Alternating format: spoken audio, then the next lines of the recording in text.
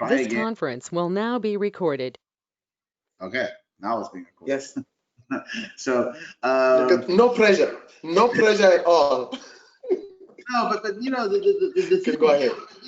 The thing is this, okay? Like Yes. the optimum period of time to learn about failure is in your 20s. Okay, it's Yes. just you should have nothing to lose. Okay, Yes. and you always pick yourself up and keep going and trying again. So starting companies, whatever it is, trying new jobs, trying new things, do as much of it as possible in your 20s. Take the risks, go crazy, right? Because it's going to get harder Yes. the older you get, and that's just So a function. true. That's a function of life. It's not an ageist thing. Yeah, Yes. I'm in my 40s right now, and I can still start companies. I can still take risks because I took the risks when I was in my 20s. Some paid off, some didn't. The ones that allowed me to flex now. But if I wasn't in that position, then right now I would be in a much tighter situation. So courage. So if you look at that, I've been trained to handle these situations. You know, COVID-19 doesn't bother me. This stuff doesn't bother me. It's like, look at that. Because I lived through 2008 in my 20s, right? I lived through the toughest times. Yes. In my you know, when I was 19 and 20 and in my late 20s. So this is nothing. This is like, it's a time issue for me. You know, it's not easy. It's not easy for a lot of people, but it's I would say it's probably something I'm better equipped to handle than most people. That is brilliant. So I've got, you know, in this dialogue, it's like we are engaging with you from a vantage point. And at a vantage point, although we were hoping to have a bit of that conversation in the previous hosting of the government stakeholders, I'm going to ask a three-part question, moving from courage into momentum. So the momentum is, you've done East London, you've done Cape Town, you've done Joburg, and now it's San Francisco. So well, you appear to handle. I'm in San Diego now. I moved from San Francisco to San Diego a couple of years ago. Oh my goodness! So you have the bravery gene clearly from practice and also just diving in, and you also have the capacity to transition. So I want to ask about what's your take and what's your input, one from entrepreneurs saying, you know what, Vinny, how do we not allow COVID, or how do we not allow the current negative disruptions, or kind of like water coming to the boat, to rob us of momentum as we are exploring into the blockchain waters? How do we keep the water out and still charter the waters and stay the course and stay transitioning, and perhaps even turn our sails to ensure that the current dynamics work in our favor as we are going into the water? So how do I keep momentum and keep the focus and charter the waters, given that you've done all those navigations from an entrepreneur perspective, particularly? So from an entrepreneur and a technologist perspective, we got to understand a couple of things. First of all, trading on cryptocurrencies and exchanges is not blockchain. It's very different. Okay, yeah. The speculation that goes with crypto is a separate business market model altogether. It's a derivative market. Okay, the baseline services and product offering in the blockchain world is some form of utility. Okay. Yes. So we have to understand, there's two things you can do with utility. You can displace existing services, or you can create new services that don't exist today. And when you think of it from that perspective, you have to ask yourself, what is the demand in each of those categories? If you're looking at new services that don't exist today, it's going to be nascent demand. You have to build a market from scratch. People need to understand what it is. But you could solve a problem with it, and as a result, you know, you come up with something which is interesting, which hasn't really been done yet. I would say that there's something really unique just yet. The next thing is displacement, right? So how do you displace and how do you replace existing products with the blockchain? So it's going to be better, so it's cheaper, faster, safer, better, whatever the case is. And with blockchain, unfortunately, it's just hard to get all of those together, right? Blockchain is more expensive, really. It's not faster than centralized solutions. It is safer. To what degree that it will allow a displacement of existing products. And then you have to look at the integration cycle and adoption curves. So the bottom line is, it is a very difficult space to play in because you're competing for market share, either in a new market or an existing market, and you have to displace existing competitors. And so blockchain, for some reason, is a very slow it's a very slow uptake product, whether it's government or businesses. And it's, you know, the problem in government right now, and this is not South African governments, global governments, is that they tend to work with people they know and companies they know who try to service their needs. So government contractors, government suppliers, and they don't necessarily have the skills. So the products that they're building are not secure necessarily, and they are slower, but they are winning the contracts. And when the stuff gets deployed, with all the security holes, because blockchain is a very security, focused, I think, category. Quite right. So these are the problems. So blockchain's got a lot of problems as an industry, and the people who have access to government and even large businesses are not the people who have the skills. There's this disconnect between the people with the skills to deliver on blockchain and people with the network access to the buyers. And so and the people who with the skills understand that it takes a long time to build these solutions and get them to market, but the people with the contacts don't. And so we've got this disconnect, which, again, even if you could bridge that gap, you still have the problem that blockchain is not cheaper, better, faster, safer necessarily. And therefore, centralized products make a lot more sense. So what I'm really saying is it's a long road. It's a long, long road ahead of us. We've been in it for many years. And it's probably many come before the riches at the end of the rainbow. So anyone who wants to make a get rich quick scheme in blockchain, go and do it through speculation, but through the delivery of it's a different game. Yes. Talking about get rich quick scheme, or talking about how expensive blockchain can be, you've touched on that, and you've done some work prior to this as you're in your entrepreneurship across the internet space and now blockchain. Look, there are some barriers to entry. My question on behalf of the entrepreneurs is, how does blockchain as an industry driven or led by entrepreneurs evolve from being a solution or a space where only a few corporates particularly play in that space, or only a few experts, perhaps for argument's sake, within the boundaries of Silicon Valley, are kind of like having all the fun? How does the rest of the world, and how does entrepreneurs and startups looking in evolve into that space and begin to solve not a problem for the 1% or the niche market, but the wider practical real life problems and use cases? Well, the reality is that the corporates are going to be the ones that are going to drive the adoption and innovation cycle for blockchain. So if you're corporate and they're doing it, then that's great. But the chance of them messing it up, and so blockchain itself needs to be trustless. And unfortunately, corporates are just very bad at building trustless solutions because it's just the nature of the business. And so then it goes down to like what for example, the banks in America try to build R3. Okay, the big joke is they try to build a settlement system interbank because they don't trust each other. Look at that. And it failed horribly, right? And so this is the problem. Like, I think all the corporate innovation in blockchain in America has failed. I don't know how South Africa thinks they're going to be successful doing it at the corporate level. And the governments are trying to outsource to corporates in South Africa to build these things. I think that if you look at what's happening, if America can't succeed at doing it, I'm really highly skeptical that South Africa can succeed at integrating blockchain into the corporate and government.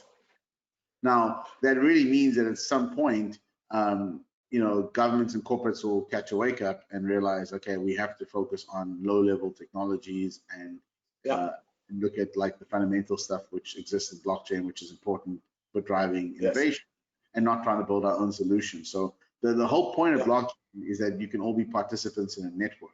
But if you try and create your network, then you lose the network effect.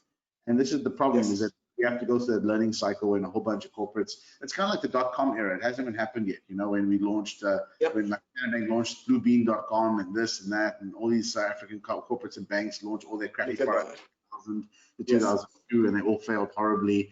And you know, eventually they kind of learned and they got better at it. And that's happening to the rest of the world. So it's like the Web 1.0 hasn't actually happened yet. You know, the corporates haven't failed. They haven't failed to try and do this themselves. And I think that needs to happen first.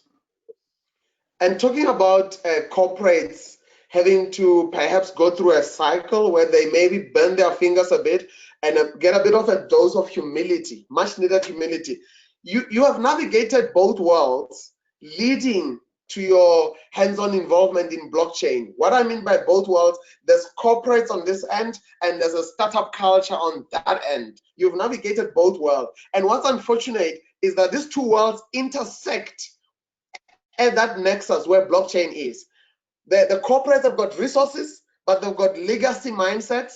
And then startups have got the bravery, and the frustrations to do something right away and get like just jump in there.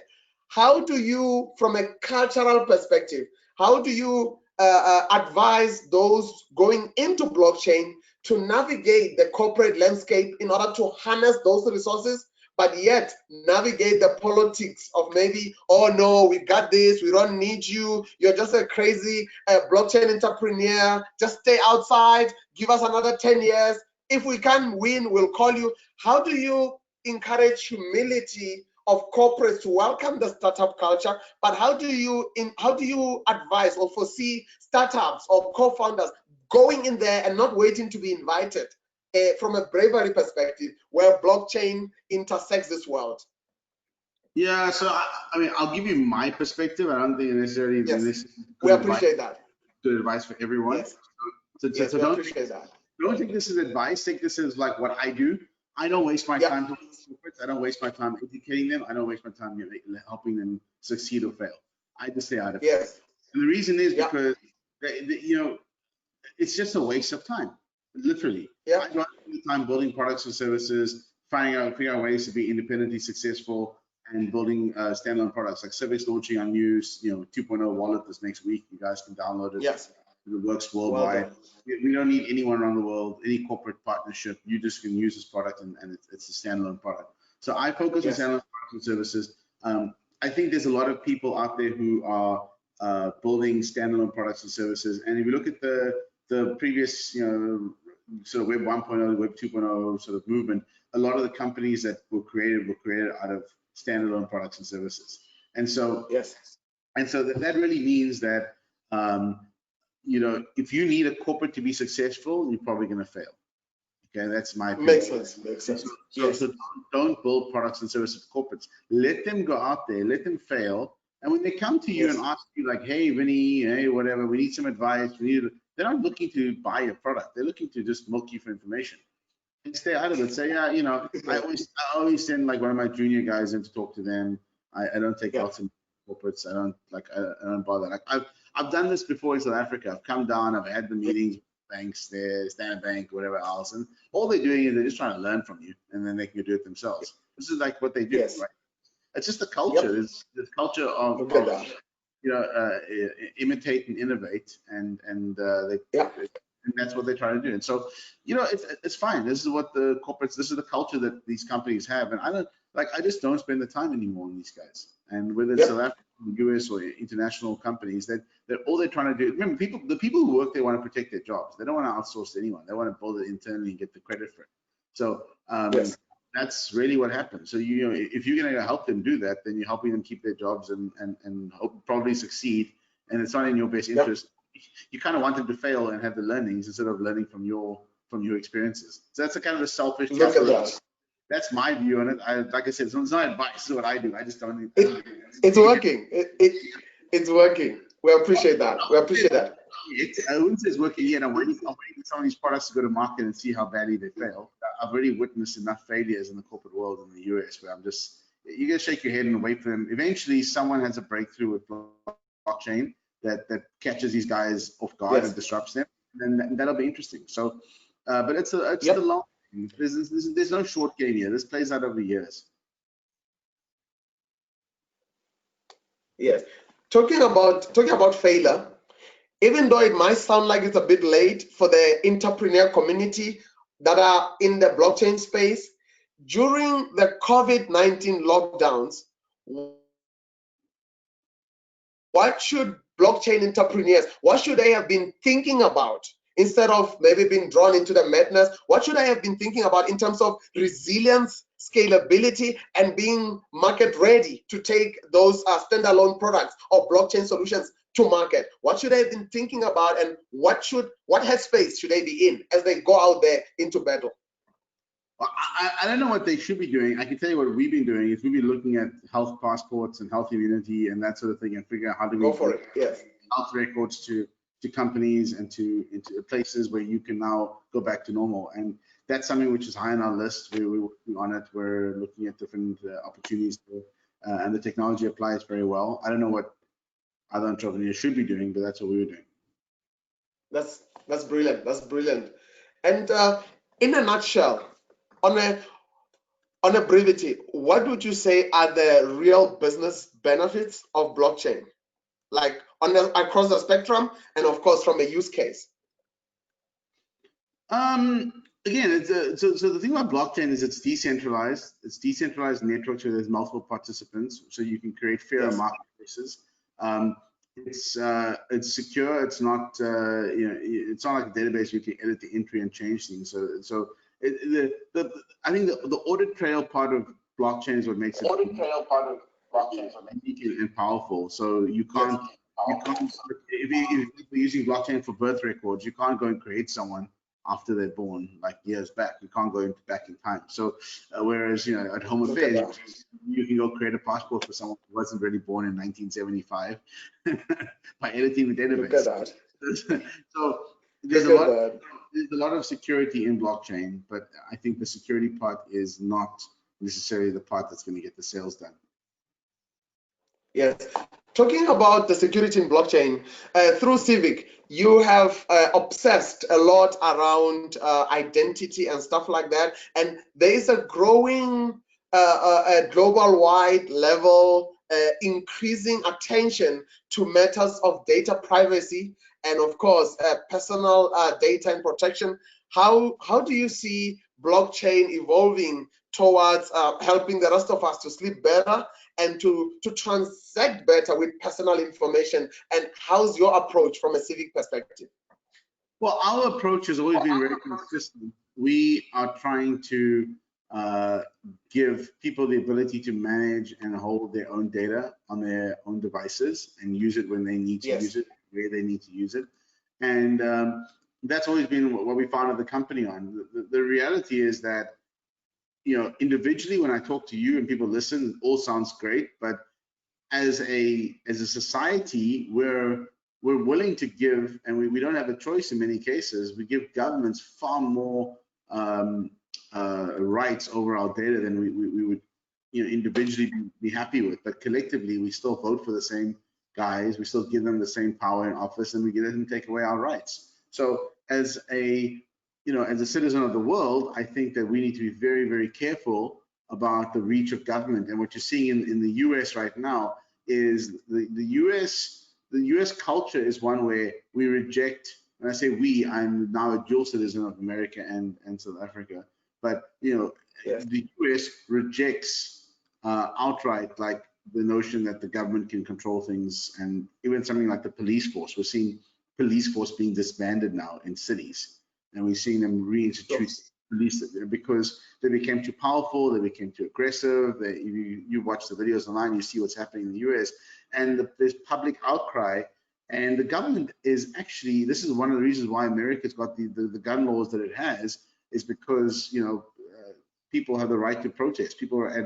These are the fundamental rights of America, where government can't really control people as much as they think they can in the US. And the public outcry is so strong that I think the government is waking up and realizing that this is not, this is not okay. You can't have the police force, attacking citizens and killing people in chokeholds, and like, people are just going to reject it. And so that's, but the problem is that it has to get to a tipping point. It's been like this for so long, but eventually people have had enough, but they can reject. So you got to look at it on a multi-generational basis, like how free are we? Because within a single term, it's very difficult to pinpoint, in a politician's time in office, like, hey, you got to fix this and stuff. But eventually it gets to a tipping point where a lot happens. Like there's a saying that goes around, says that it says, I can't remember who said it, but there are decades where days happen, and there are days where decades happen. Like literally in days, we've seen more progress than we've seen in decades when it comes to civil rights. So we'll see.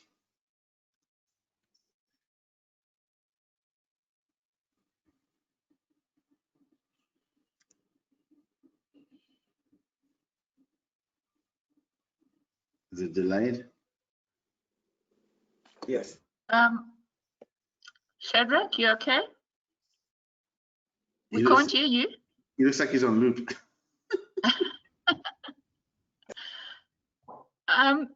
Okay. I'm well, thank you. Are you back?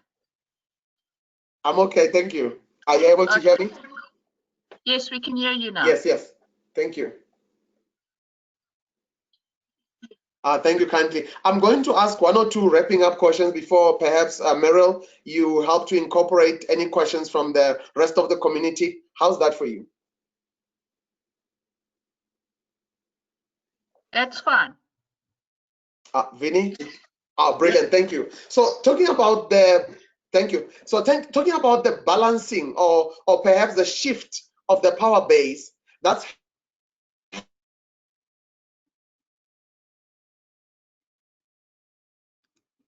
I can't hear Shadrach.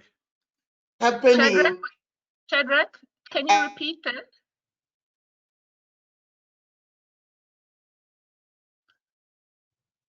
As blockchain as an emerging technology is unfolding, we've got a scenario where Dubai was gearing to evolve all their government systems onto blockchain this year, and we've got a variety of use cases, crypto properties becomes how co-founders ensure to. One moment. Meryl, there's too much delay. Shadrach, are you able to hear me? You want to take Shadrach? over? Vinny? Yes. Let me take over. Can you hear me? All right. Okay. Shadrach, sorry, I can hear you. There's a big delay from you. We can't see you. You're also breaking up on the video. So I'm going to go to some of the questions that people have posted to ask Vinny. Let me just access it. Okay, so some of these questions, Vinny, are not specifically blockchain focused or entrepreneurial focused. There's a lot that talk about Bitcoin and trading, etc. So I'm going to ask all of them. So from Brenton Nika, he says, is the speculative trading and investment of those within crypto, as opposed to use and adoption, actually resulting in the wrong narrative being pushed and stalling adoption for use as intended? Or is it that just the growing pains of a new asset class and the actual adoption will follow? I think that it's a distraction, personally. I think it's okay from a, there's a lot of projects that are being funded through the mechanism. It's okay. I think it's a mix of the two. I don't think it's one or the other. And my guess is that you'll see a lot of, you'll have a few successes and a lot of failures. That's okay. I think the adoption is probably separate from the speculation right now. People will adopt it if it's got value, regardless of the speculation part of it. But until, like, I'm in two minds, because I have an insider view of the industry, and there's just a lot of speculation. There's a lot of pump and dump schemes. There's a lot of stupid stuff happening, and I don't participate in it. I mean, I do a handful, like less than probably 10 crypto trades within a year. My average crypto trade is very low. I don't do a lot of trading because I know there's a lot of bad stuff going on. There's a lot of things outside. So I'm not into the whole speculation crypto trading space. I'm a partner at a fund. The fund does do multi-coin capital. We do trades, we do investments and stuff. But you know, I'm more excited about things like Helium, for example, which is Filecoin, practical projects that have good, you know, good sort of utility. And I think the trading will catch up at some point. But it's kind of a sad situation we have right now, where it's just the focus is just too much on the price. And the thing is, it attracts the wrong people, because it's people who don't understand the tech that are coming in, and and what they really want is they want to make money. They don't really care about building technology people are going to use, and that's the problem. Yeah. Okay, so we have another question from Narushka, who I know kind of focuses on regulation and legal issues within the blockchain space. So her question is, what would your advice be to regulators? Look, there's a different, it depends, what are you trying to achieve as a regulator, right? Like, are you trying to enable innovation in the sector? Are you trying to reduce the risk of damage to investors? Are you trying to, you know, like, what are you trying to enable? What is your goal? And based upon that, I can give an answer. I think I can't give a blanket answer on that. It's it's a good question. I just can't give. I can't give a good answer, because it depends on the goals of. I think, in fact, I'll reword that. The regulators need to understand what they're trying to do within their domestic markets. Okay, because your regulations don't extend past the borders realistically. So what are you trying to do? Are you trying to enable innovation? Are you trying to reduce money laundering and fraud? Are you trying to be competitive globally? Like, what's your goal? And then I mean, you can hand out my email address. I'm always happy to chat to regulators and give advice. But the bottom line is, figure out what you're trying to achieve first, and then set out a structure or framework to do that. Yeah, cool. In fact, I'm actually working on a document at the moment for the African Union, looking at blockchain. One of the things they're looking at is blockchain strategy and regulation. And okay, I'm not a regulatory expert, but it seems that so many regulations are too specific, and then as soon as the world changes, they're no longer applicable. So maybe one of the things to do is to kind of look at, I don't know, standards-based regulation, or not making it too specific. But anyway, okay. Let me give you a quick thought that I've got on that. Here's the thing. Like, if you're working with the African Union, what should the African Union do? So you got to look at what's happening in the US with decentralized finance, and what's happening with stable coins, and the fact that so Facebook's launching Libra, China's launching the renminbi on the blockchain. You got the US dollar projects that are happening right now. What is Africa doing? Why is Africa not digitizing and creating a Libra equivalent across Africa, like a common unit currency, treasury, etc.? Like, the skills exist to do this. You can go and create a digital currency and make it transferable. The problem is your banks are going to outcry. So the issue in the African Union is that, it's not what is right for the African Union. It's not what's right for Africa or the citizens. It's what's right for the people who are shareholders in the banks. And then typically that is, it's private shareholders. It's also governments who own some of the banks, and they don't want to disrupt their own business. So what's going to happen is they're going to do nothing. They're going to spin their heels for the next 3 to 5 years, and before they know it, they wake up and there's 2 or 3 dominant digital currencies: the renminbi, maybe definitely the US dollar, and maybe like a European currency. And then the African currency gets wiped out. Every single African country has to start regulating the use of digital currencies in their countries, making it illegal, because otherwise they can't run massive budget deficits and print money, because digital dollars and digital renminbi and digital euros are going to become the dominant use of currency. And because you can't control blockchain the way it's done, that becomes black market currency, and people start using that because they don't trust the governments. And so this is what's going to happen. The banks over time are going to lead to the downfall of the African Union, and I say African countries, because there is no incentive right now, and there is no the governments will not act against the banks. And even though the banks are killing the economy with their charges and fees and whatever else, the cost of moving money across Africa is far too expensive today, and technology will find a way and disrupt them. As simple as that. But it will take time, and then all the banks can do is rely on regulators to protect them. And that's not a good business model over time, as we've seen. You can't rely on the laws to protect the free markets. Ask the telco providers who are making money on SMS before WhatsApp came out. They'll tell you all about it. Absolutely. Yes, yes, I totally agree. Okay, the next question. Okay, so this is from Mike. He says, should blockchain replace current systems? And in brackets, he's got financial, logistics, gaming, etc., or create alternative parallel systems? Yeah, I don't have a crystal ball. I can't tell you what's going to get adopted. I think that what's important is there's mass experimentation on multiple fronts, and based upon the response and data we get and adoption cycles, then you can follow one or the other or both. A lot of the stuff is just, we're too early, and it's just too many experiments that need to be run to determine the outcome. Okay. Okay, there's another question. What is the future of BTC, Bitcoin?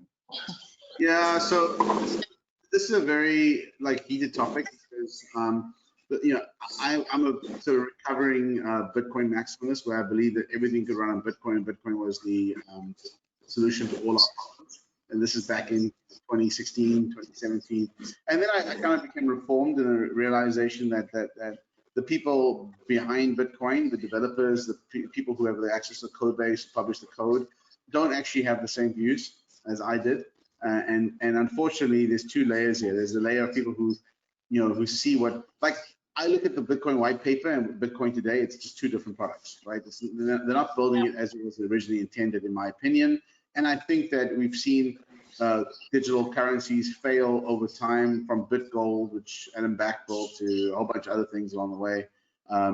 And I don't see why, if we deviate from the original white paper, that it will be successful. So I'm kind of a white paper maximalist. I believe in the original vision of Bitcoin, not the current vision. That's it. I'm fallible, and I can be totally wrong, and Bitcoin can be $1 million tomorrow. I just, I have Bitcoin because you have to hold some hedge against that possibility, but I don't see how it directly gets us there, because I am concerned with the way that it's been.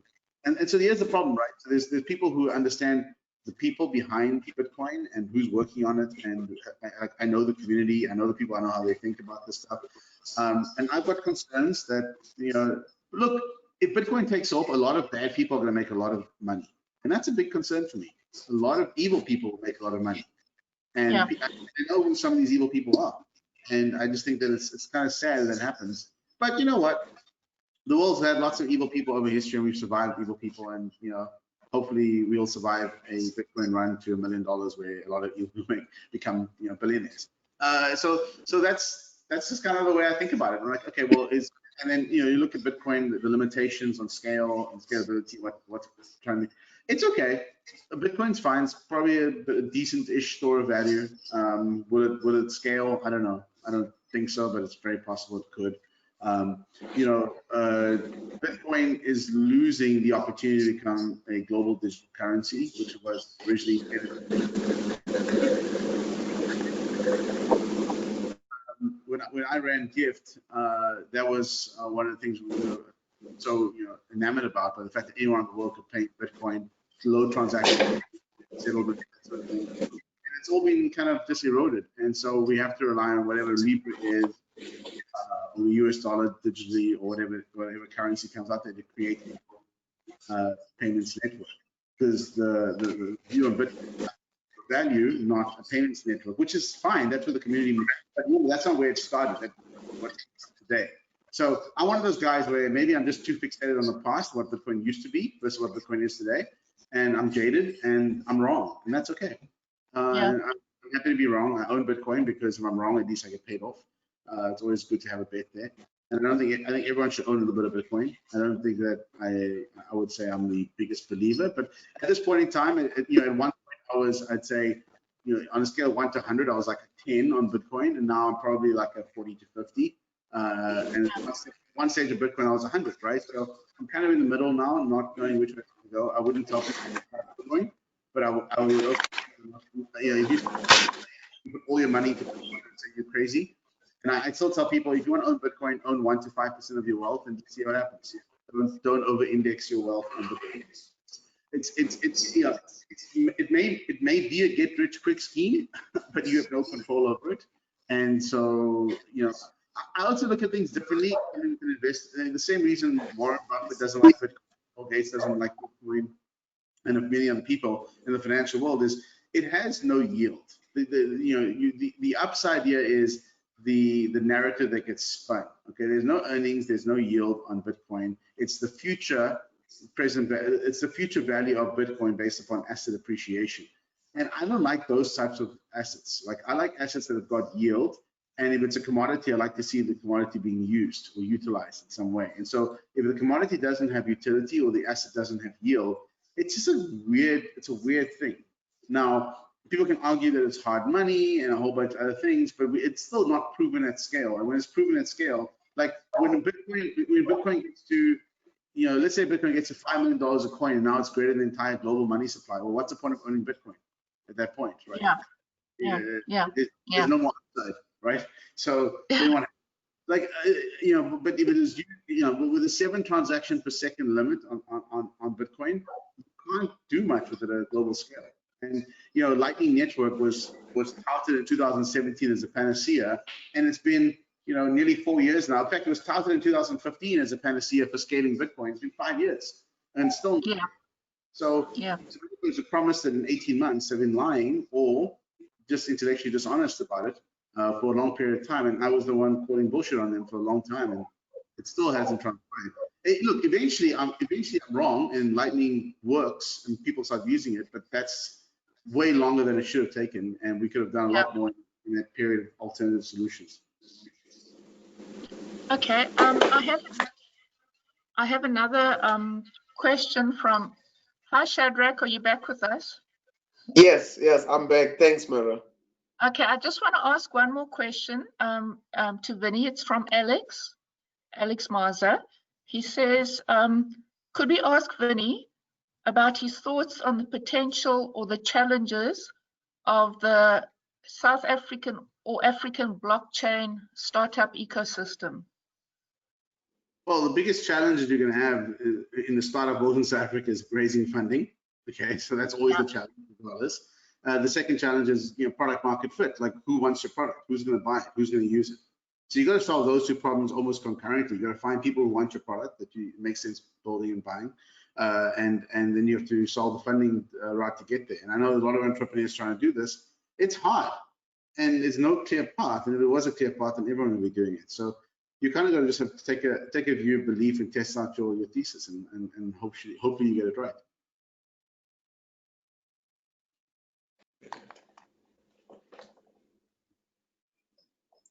Thank you. Sure. Meryl, are you there? All right. Can you hear me, Vinny? I can hear you, Sheldon. Ah, fantastic. So talking about the litmus test for entrepreneurs entering the blockchain space, what about the scalability? There is a tendency in some, not all entrepreneurs, to almost want to wait for permission to scale, permission to grow, and navigating the funding and then navigating the product market relevance. How do you then go the scalability route without trying to be the Facebook of or trying to be the Amazon of? How do you tailor a uniquely African solution through Bitcoin as an emerging technology to solve emerging market problems without being trapped in the apologetic mantra or apologetic space? Well, you can't tailor Bitcoin to any at this point in time, but Bitcoin is pretty much fixed to what it is. How do you navigate through the pathways. I would say, at this point, you're going to find somebody, you got to look, guys, startups are very simple. Build shit people want, okay? Don't worry about the scale, don't worry about all that other stuff, it'll come. If you build stuff people want, then you'll be successful. If you build stuff nobody wants, you'll fail. That's life. I love that. I love that. And now talking about building stuff people want, we've recently had. Sorry, there's a difference between being able to sell something to someone. Like I could probably sell you something you don't want. Doesn't mean you want it. Just buy it, right? Yeah. Like, oh, Vinny, I'll buy it from you. You don't want to, you throw it in the trash can. So you build something people want and will use and will get enjoyment and something out of it. That's more important.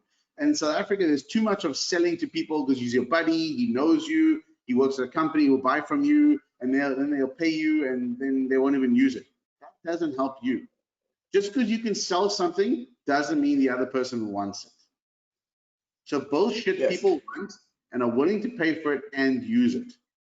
And in South Africa, there's just too many stories of, tenderpreneurs and whatever else selling shit that nobody wants, but they get paid for it, and they think that, and then they confuse success. Don't conflate success with, wealth by other means.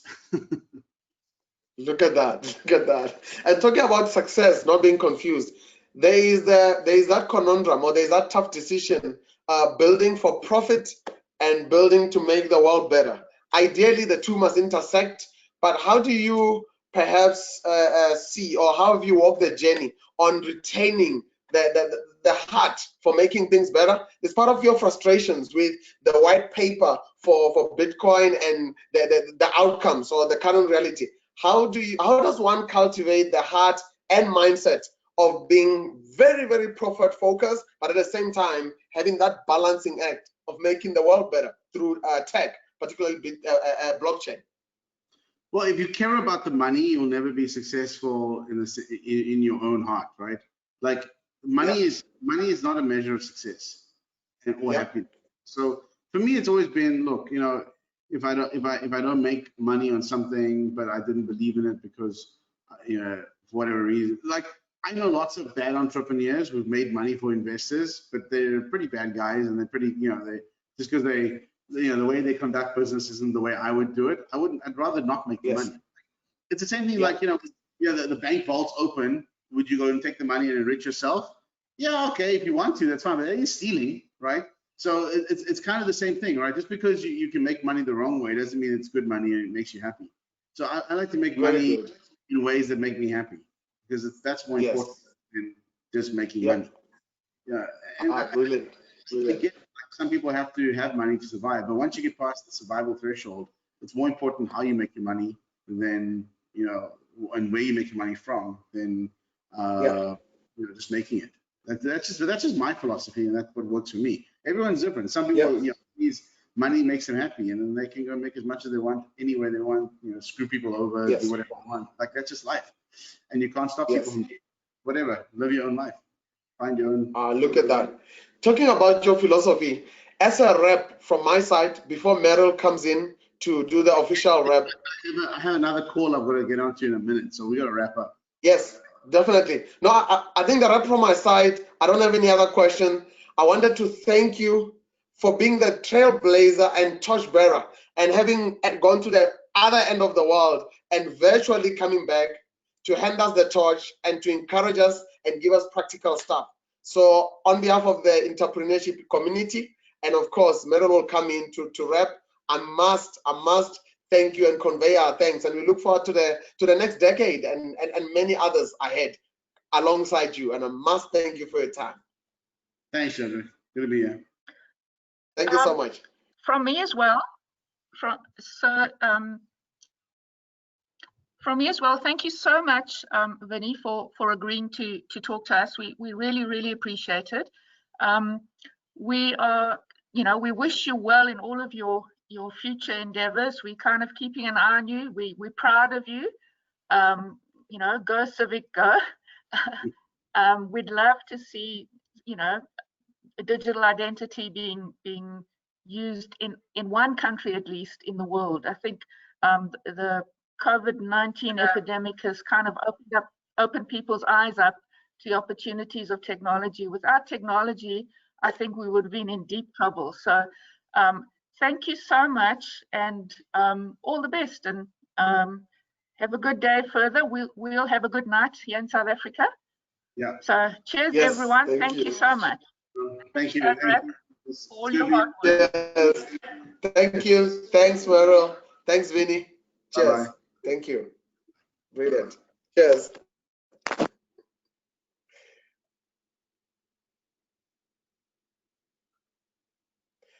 Thank you so much, Mero. Cheers, Shadrach. Good work. Thanks a lot. Thank you.